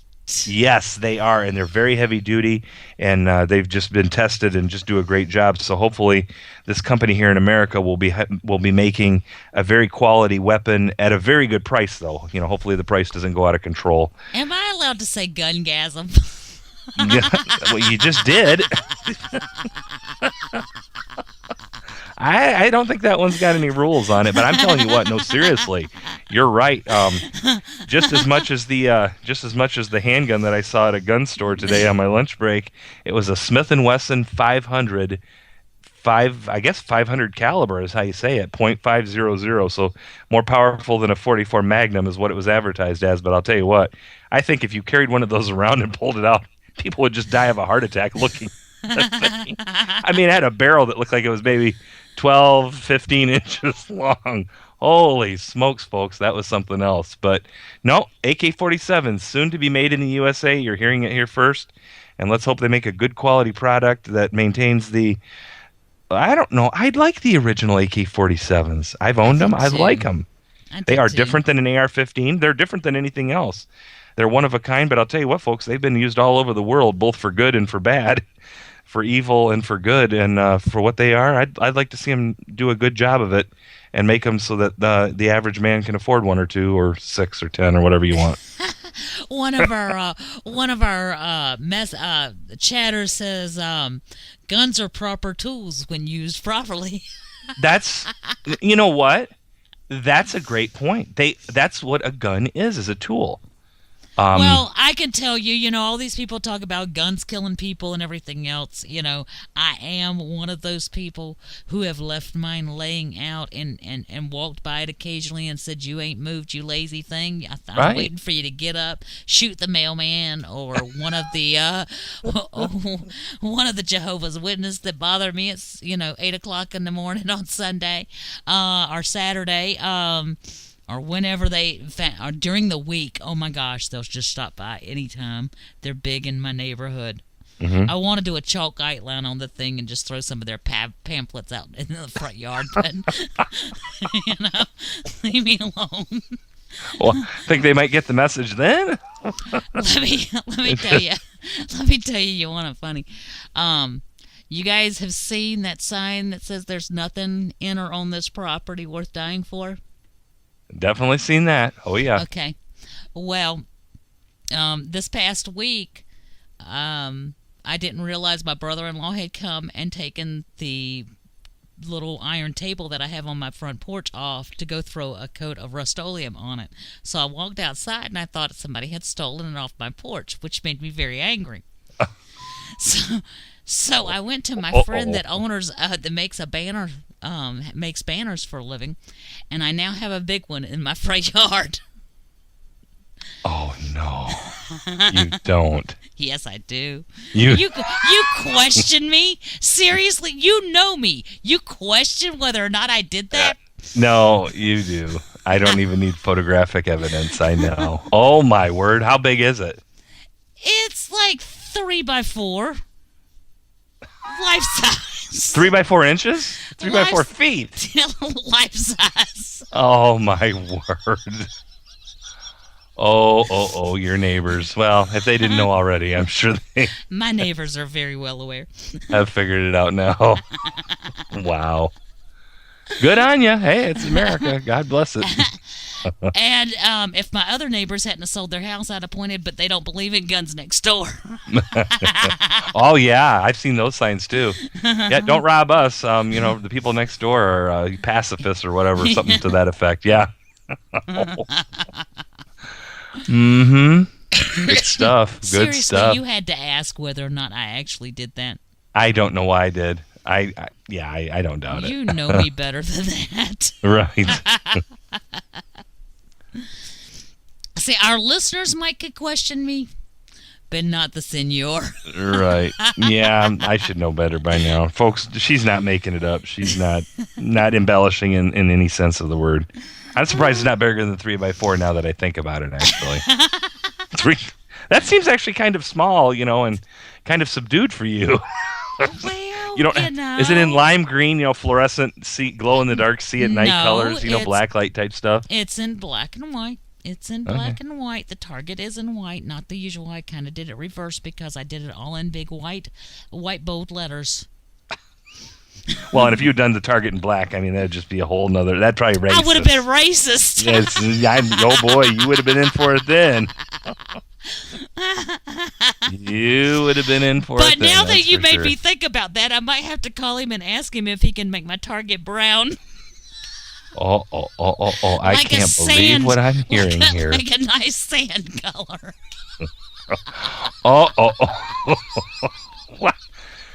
Okay, well, folks, we're headed into break here. We're going to compose ourselves, and we're going to be back for the last half hour with you. Stay with us. You never know what else we're going to say. I can guarantee you that. We do prove, as always, that we are unrehearsed, unscripted, and definitely unpolitically correct. And we're trying to keep it PG-13, but we will never be PC. And that's where we take our stand. So, folks, stick with us. We'll be back in a few minutes. This is a station identification moment. You're listening to CPR Worldwide Media, a division of CPR Media Network, coming to you live right across the planet. Check out our website at www.cprworldwidemedia.com and our Facebook page at facebook.com/CPR Worldwide Media. This is CPR Media Network, coming to you live from the USA. Well, looky here, a new listener. Hey, this ain't your little sister's radio station.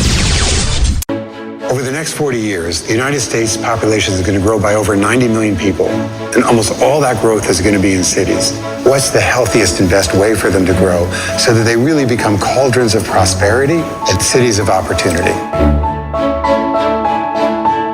What we have found is that if that family is moved into safe, green, affordable housing, places that have access to great school systems, access to jobs, and multiple transportation modes, then the neighborhood begins to thrive and really, really take off. The oxygen of community redevelopment is financing. And all this rebuilding that happened could not have happened without organizations like Citi. One of the things that we really try to do is to collaborate with people like Jonathan Rose, who are really like-minded and really can also provide innovative solutions to social issues. And Citi has formed a partnership with our company so that we can take all the lessons from the revitalization of urban America to other cities. So we're now working in Chicago and in Washington, D.C., and Newark. It's branching off of Jonathan's expertise and the fact that he has done so many wonderful affordable housing projects, new development and rehabilitation work. And so we were really seeing that there was a need for his skill in areas even outside of New York. It's amazing how important safe, affordable housing is to the future of our society. You meet new people, they want to know what you do. And when you tell them your job is to invest in things like low-income housing and schools and healthcare, they're shocked and they're so surprised that a job like this exists in finance. They always say that they had no idea, and then they want to know how they can get a job like that.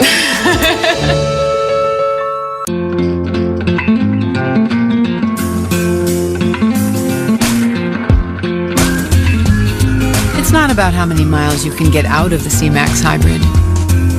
It's about how much life you can fit into it. The Ford C-Max Hybrid, with an EPA estimated range of 540 miles on a tank of gas, and all the room you need to enjoy the trip. Go stretch out. Go further. However dark the night, however dim our hopes, the light is always there within you. His family gave him hope. You fight harder than those other guys, and you win. His spirit gave him strength. We're gonna die out here. We're not dying! And in his darkest hour, Who is the Olympic athlete? his faith would not be broken.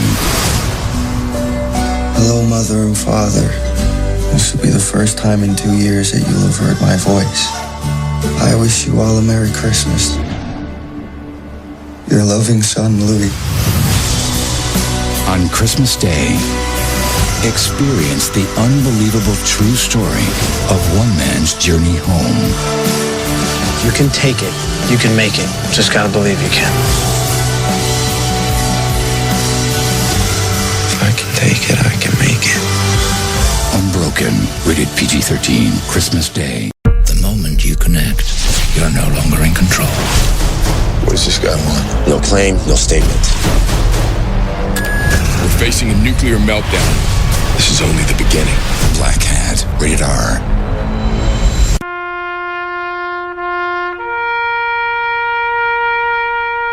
Read something recently worth thinking about.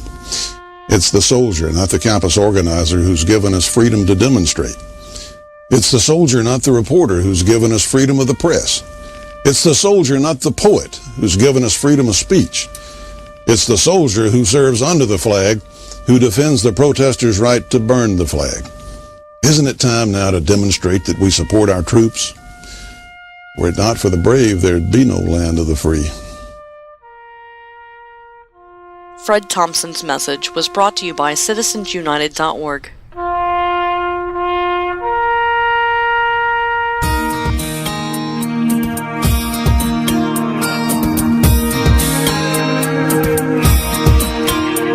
The American dream has become a nightmare. Signs of the time are on cardboard on corners in town. Like a cancer that's silently spreading, there's an unspoken fear. We're on our way down. We must take America back. Main Street to Wall Street, cities and states, Washington, D.C. Before it's too late, there's not long. We need leaders who lead us, not stick us and bleed us, then ransom our future and our children's, that's wrong. We must take America back as liberty weeps, our forefathers spin in their graves. Pray God will bless some way out of this mess. We must take America back. Fight for freedom, and the soul of the USA. Right here, right now, it's Independence Day. We must take America back. Main Street to Wall Street, cities and states, Washington, D.C. Before it's too late, there's not long. We need leaders who lead us, who lift us and heed us, who stand for what's right. Welcome back to What the F Wednesday. I am V. Wright. And I am Jose Estevez. Welcome back to the last segment, folks. We're glad you decided to continue to join us, and we just appreciate all of you more than you know. This is a labor of love for us, and we're glad that you are enjoying it, and just thank you. Thank you from the bottom of our hearts. I know I can say that for V as well. Folks, a couple things. Tomorrow night, you do not want to miss tomorrow night, the last show of the week, and boy, we have some special people, folks. We have Kent Terry, and we have Kelly Terry Willis. Folks, these are the siblings of Brian Terry, and if that name sounds familiar, it should. We've talked about him on this show many times. He's a Border Patrol agent that was killed because of guns that were being run to the Mexicans from this regime in the Operation Fast and Furious. And folks, we will have his siblings here, and we're just blessed that they're willing to do this, and we're going to let them tell their story and whatever they want to. We're also going to talk about the Brian Terry Foundation, which is a very worthwhile charity in his name, and they can discuss that as well and what you can do to support that. Folks, these people need some justice. I don't know that they're ever going to get it, but we want to make sure that we're keeping their names out there, or the name of Brian Terry out there and what happened, in the hopes that someday there will be justice in this whole thing. But folks, join us tomorrow.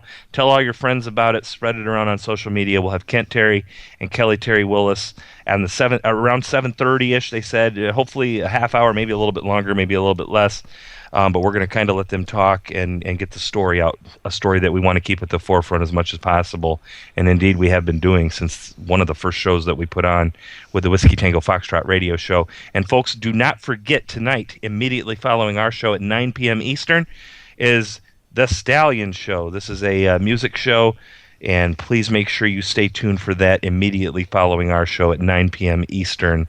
I believe that goes on for a couple hours. So there's something else for you, some quality programming coming to you from CPR Worldwide Media. V, what's up? What's happening? What's happening? Yo! Oh, boy. We're kind of carried away tonight. Oh, well, I think I kind of tipped us over the edge when I told you about my new sign. But I definitely needed the break to recover from that. So well, I honestly thought somebody had stolen the table off of my porch, and that I get really, I don't like somebody who lies to me. I may not be the most, I know how to behave in the right environments. However, I don't like to have to. I don't like a leash. I'm not a dog. And you're not a doll either, if I remember. Never call her doll, folks. Never. I am not an empty-headed plaything. And I don't like a leash. I like to be able to say what I think when I think it, and you can, agree with me or disagree, and you can think I'm uncouth or think I'm brilliant, and I've had people think both, and I don't understand either one, but I don't really care, but I won't lie to you. Senor, you know that. I'm just going to tell it like it is. I am who I am, and I cannot stand a thief. I cannot stand a thief. So when I went out there and thought somebody had stolen, I was like, I'm going to make my point, because if I catch them, I'm going to shoot them. It's just that simple. Well, let's be clear about where I stand with this. V, I've got to say something right now. What? This one just came from a listener. And folks, this may be the what the F to end all what the Fs. And this is legit. I seriously cannot believe it's legit. Without further ado, this is an 18-year-old girl is revealing in a new interview that she has been dating her father for 2 years. The pair were estranged for 12 years, but met up again when she was 16, having sex the week they were reunited, which was her first time. Soon afterwards, they began dating and are planning a wedding. After the wedding, they plan on moving to New Jersey and having children where adult incest is legal. I'm not making this up, folks. She said, here's a quote from the daughter. I lost my virginity to him, her father, because I'd never felt comfortable with any other man. Oh, my word. This is a true story, folks. What the F? I don't think we can top it. I don't think we want to top it. Yeah, we plan to move to New Jersey where we can be safe under the law since adult incest isn't illegal there. And once I'm there, I'll tell everyone. I'll call my mom and let her know that we are in love and we are having children. Oh, my word. I wonder how long. I mean, I'm just wait. Oh, my God. I'm a mom. And I'm a mom of daughters. Yeah. And I wonder if that woman is going to react any way near like I would react. Because I'm going to tell you, the only thing that would stand between his life and his death is the hours that it would take me to travel where he was. Oh, my word. I'm not kidding. I don't care. Nope. I don't care about electrocution. I don't care, give me a shot and let me die. I'm made good with my maker. I'm all right with all this.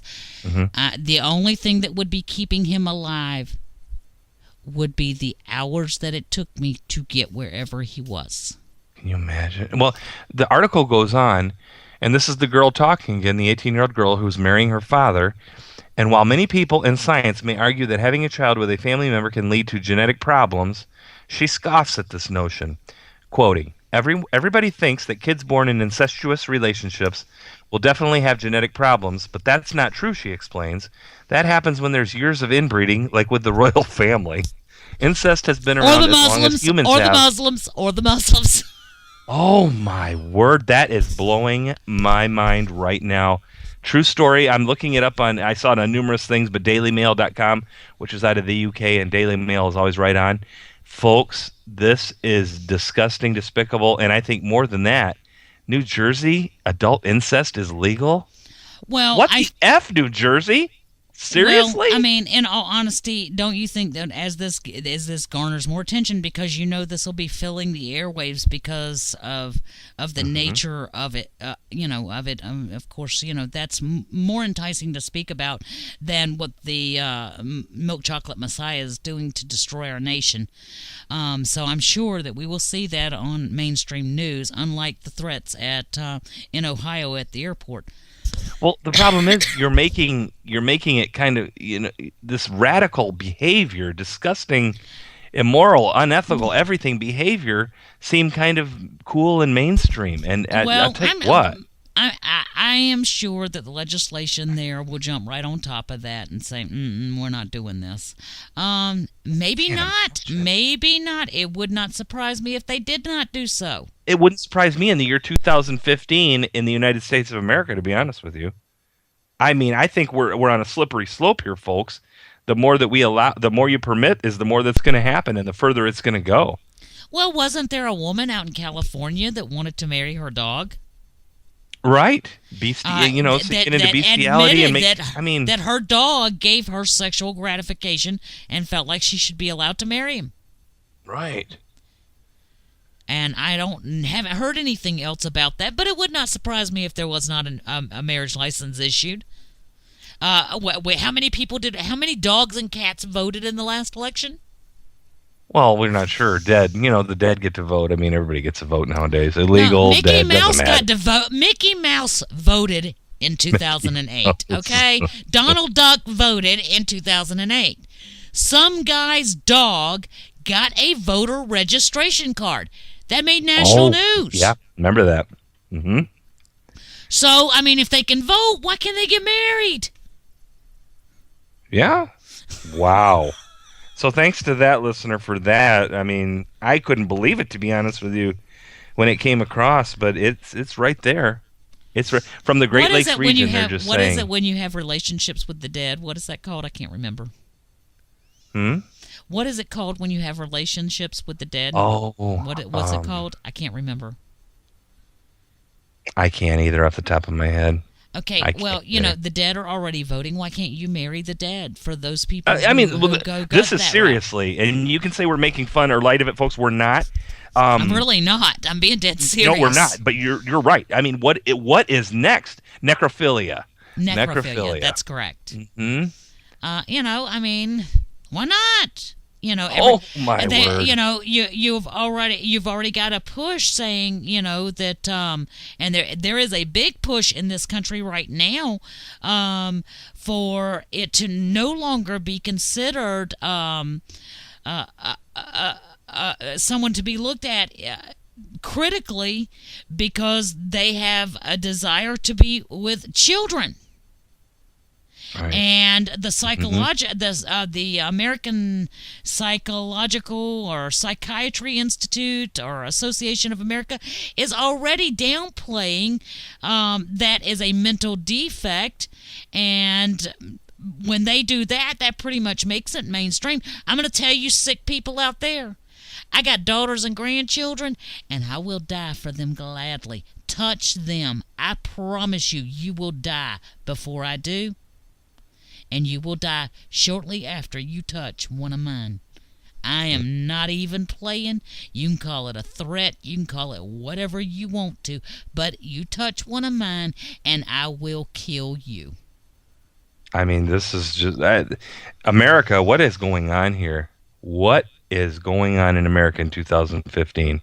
And, of course, you know what? I'm not going to blame it all on the current regime or the people in charge. This has been coming a long time, and it's been happening for a long time. I think it's kind of accelerated with the current regime. They are definitely, pushing all of this to the forefront and trying to make it more acceptable and shoving it down our throats, so to speak. But I'll tell you what. This is what happens when you elect people. This is what happens when you elect people and you do not hold them to a higher standard than you hold yourself to. That you would rather say, well, I wouldn't be wanting to be judged for the lie I told last week, or I don't want to be judged for that $5 I took off the counter, or I don't want to be judged for the affair that I had. So this guy, I can't judge this guy or this girl or this woman for their indiscretions. Oh, God, no. So we hold them to no more standards than we hold ourselves to. Folks, if they're representing you, that doesn't mean they have to represent the worst of you. You want them to represent the best of you. And I'm going to go a little bit further than what you did and say, about voting and stuff like that. It also includes those 4 million plus that neglected to vote. for Romney the last time because they just couldn't, bear to hold their nose and vote for Romney. So that also means those of you that just sit out and continue complaining about things but don't try to change things and participate when you actually have a chance. And I know we're all frustrated with do our votes matter or not, but I still go and I still vote and I hold my nose just like we exhorted everybody to do at the last election in November. So when you sit out too, there's also going to be ramifications from not participating. Well, since you brought up voting and everything else, guys, we have got to stop allowing the media to dictate who we vote for. Do not go vote for the Democrat, Jeb Bush. Do not go vote in the primaries for Mitt Romney. Do not go vote in the primaries for Democrat Chris Christie. Don't go vote for these clowns. They are not working for us. Right. There you go. Right there. There's your advice for the evening, folks. Oh, Lord. Listen. And it's just common sense. But yeah, I mean they're already trying to ram down our throats every rhino that exists. I mean, seriously, in what country does Huckabee have even a possibility of running for president? But yet he's going to throw his name in the hat too, or name in the hat in the ring, or name in the hat, something like that. I like Huckabee on Fox News. I like Huckabee on Fox News too. Nowhere near the presidency or government. No. No. Now, Mitt Romney, does he have a place in an administration? Sure. Absolutely. Put him head of the Treasury. Put him, put him in a lot. There are a lot of places that he could go. But honestly, no. I'll just simply say no. No. No. And I will heartily concur and say ditto. Big HELL hockey sticks, no. No. Okay, folks, we've been teasing this story all night, and we're coming to the end of the show. Sadly, we'll be back tomorrow night again, of course, but I've got to throw it out there because we've been teasing it since the beginning of the program. So I wanted to talk about way high up in the Democratic hierarchy that I think they might be fans of our show, and here's why I would say that. This is a story. This is a story already. Dated today, folks, January 21, 2015. Just hours after Hussein Obama talked about bipartisanship in his State of the Union address, the Democratic National Committee, these are the big shots, used the cursing acronym WTF twice, not once but twice, in an email about Republican Party Chairman Reince Priebus. Reince, WTF are you talking about was the email header. So, folks, there we go. They're fans. WTF is getting out there. And it was on WTF Wednesday, so I got to think that, they probably listen to us and that, we're on their radar now and stuff. Well, in all honesty, we happen to know without a doubt that we have at least 300 plus continuous listeners in the Washington, D.C. area on a nightly basis. Woohoo! Yes, there you go, folks. Now, if any of you guys in D.C. want to call and give us your opinion, even if you disagree with us, I'd love to hear from you. I'd love to debate you a moment on air. Yes, I'm sure she would. So, folks, there we go. The DNC, right from the top, curses WTF at Reince Priebus, the Republican Party chairman. Not once in an email, but twice. So there you go. Wow. Take it for what it is. We just wanted to have some fun with it, but it did stick out to me when I was pulling stories earlier today. So there we go. Well, guys, we want to, before we check out for the night, we want to remind you tomorrow night we will have Kelly Terry Willis. And I had to think for a second, brain stutter. Kelly Terry Willis and Kent Terry with us from the Brian Terry Foundation. They are also the siblings of Border Patrol agent Brian Terry from the Fast and Furious. We will have them on tomorrow night. Tonight, following the show, we have The Stallion, and he will be providing a wonderful DJ arrangement, and it's very entertaining, so make sure you stick around for that. Guys, We have had a great night here with you tonight. We've had quite a few laughs. We hope you have too. And we will see you tomorrow night. God bless America. You folks take care of yourselves. We'll be back tomorrow.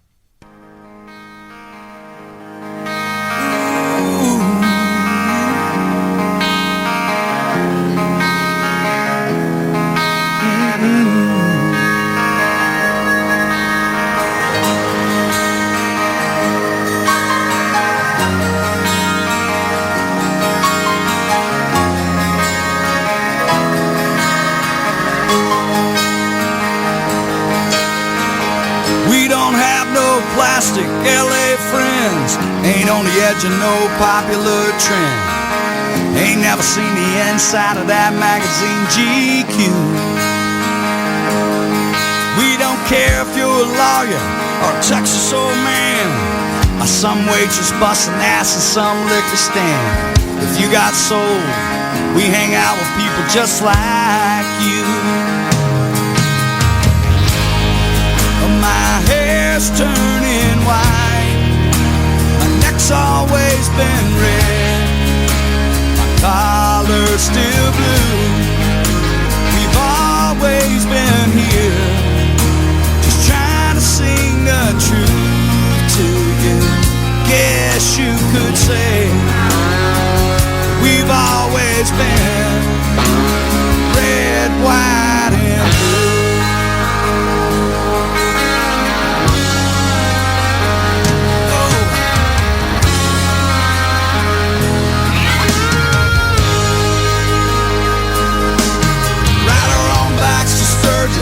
Pay our own dues, smoking Campbell's and drinking domestic brews.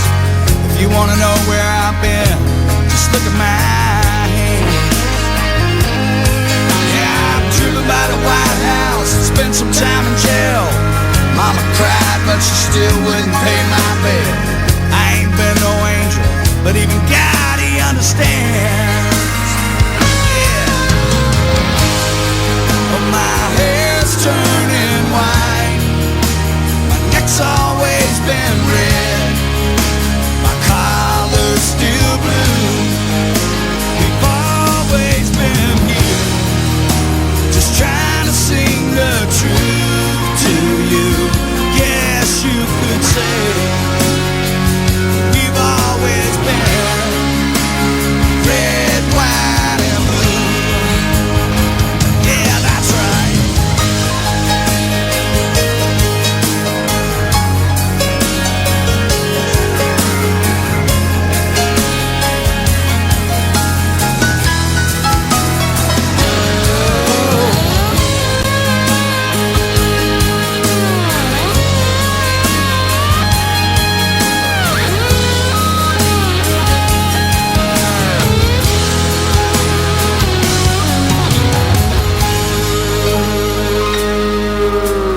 Daddy worked hard, and so have I.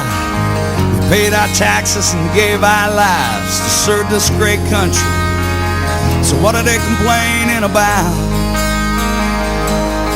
Yeah, we love our families, we love our kids. You know it's love that makes us all so rich. That's where we're at. If they don't like it, they can just get to hell out. Turning white, my neck's always been red,